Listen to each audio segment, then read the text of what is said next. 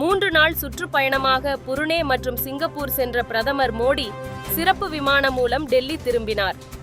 Singapore பிரதமரை India வருமாறு அழைப்பு விடுத்துள்ளதாக எக்ஸ் பதிவு.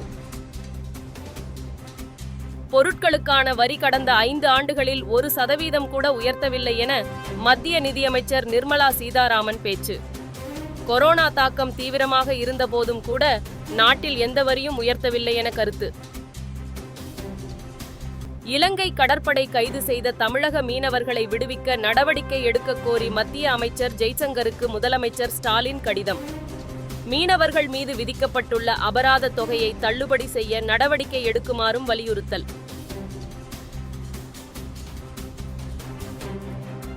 மதுரை ஆவின் சீர்கேட்டை வீடியோவாக வெளியிட்ட ஊழியரை பணியிடை நீக்கம் செய்தது அராஜகத்தின் உச்சம் என எடப்பாடி பழனிசாமி காட்டம். தவறை சுட்டிக்காட்டிய ஊழியரை உடனடியாக மீண்டும் பணியமர்த்தவும், தவறு செய்தவர்கள் மீது நடவடிக்கை எடுக்கவும் வலியுறுத்தல். சுப முகூர்த்த தினத்தையொட்டி பத்திரப்பதிவு அலுவலகங்களில் இன்று கூடுதல் டோக்கன்கள். ஒரு சார்பதிவாளர் அலுவலகங்களுக்கு வழக்கத்தை விட 50 உயர்த்தி 150 டோக்கன்கள் விநியோகம். நாமக்கல் எருமைப்பட்டி பள்ளி சமையலறை சுவற்றில் மனித மலம் வீசப்பட்ட விவகாரத்தில் இளைஞர் கைது. சமையலறை ஊழியர்களுடன் ஏற்பட்ட முன்விரோதத்தால் இழிவான செயலில் ஈடுபட்டதாக போலீசில் வாக்குமூலம். வேலூர் மாவட்டம் அணைக்கட்டு அருகே பிறந்து 8 நாட்களே ஆன குழந்தை கொன்று புதைக்கப்பட்ட விவகாரம். தலைமறைவாக இருந்த பெற்றோரை கைது செய்து தனிப்படை போலீசார் விசாரணை. சொத்து குவிப்பு வழக்கில் மறு விசாரணைக்கு தடை கோரி தமிழக அமைச்சர்கள் தாக்கல் செய்த மனுக்கள் உச்சநீதிமன்றத்தில் இன்று விசாரணைக்கு வருகின்றன.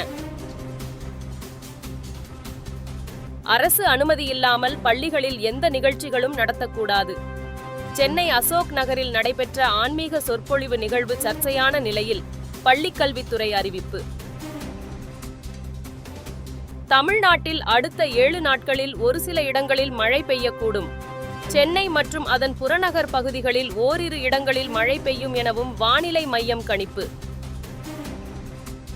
நடப்பாண்டில் தகவல் தொழில்நுட்ப நிறுவனங்களில் 1.36 லட்சம் பேர் வேலை இழப்பு. IBM, ஆப்பிள், இண்டெல் உள்ளிட்ட 40க்கும் மேற்பட்ட நிறுவனங்கள் ஆட்குறைப்பு நடவடிக்கை. 12 கோடி ரூபாய் வரி ஏய்ப்பு செய்ததாக தொடரப்பட்ட வழக்கில் குற்றத்தை ஒப்புக்கொண்டார் ஜோ பைடன் மகன் ஹண்டர் பைடன்.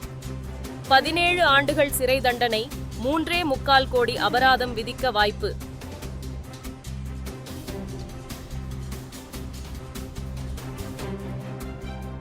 கால்பந்து விளையாட்டில் 900 கோல்களை அடித்து கிறிஸ்டியானோ உலக சாதனை. குரோஷியாவுக்கு எதிரான போட்டியில் 34வது நிமிடத்தில் அடித்த கோலால் 2-1 என்ற கோல் கணக்கில் போர்ச்சுகல் வெற்றி.